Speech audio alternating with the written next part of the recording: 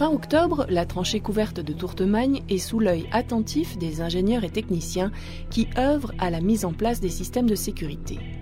Bête noire de ces hommes, le feu dans le tunnel. Un véhicule peut prendre feu ou des ennuis mécaniques type rupture de turbo peuvent créer des fumées chaudes ou froides. Avec ces tests, les techniciens simulent ces différents incidents. Quand on détecte de la fumée ou de la température, l'installation se met dans un régime feu. L'éclairage s'enclenche au maximum, la ventilation se met en route pour que les fumées soient évacuées et que les gens puissent se mettre en sécurité. Ces professionnels procèdent à des mesures de température et d'opacité de l'air.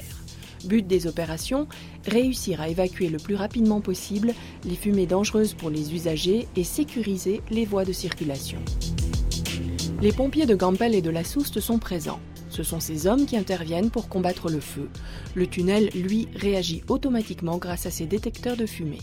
Tout est numérisé et sous surveillance vidéo.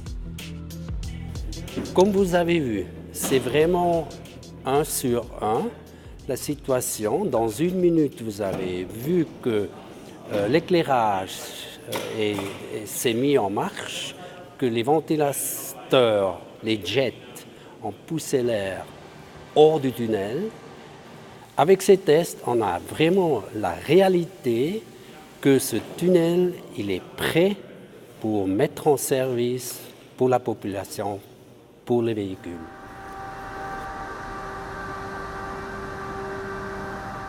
Un petit peu d'eau et c'est parti.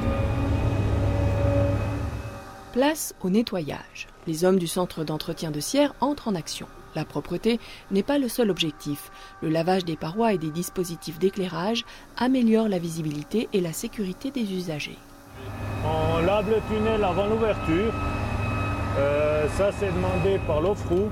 Il demande systématiquement d'avoir l'ouvrage qui est propre. Alors, on va commencer par nettoyer les plafonds avec un véhicule qui nous fait la voûte. Après, on a 2 véhicules avec une brosse comme celui-ci. On va faire 2 passes avec du savon et 3 passes de rinçage.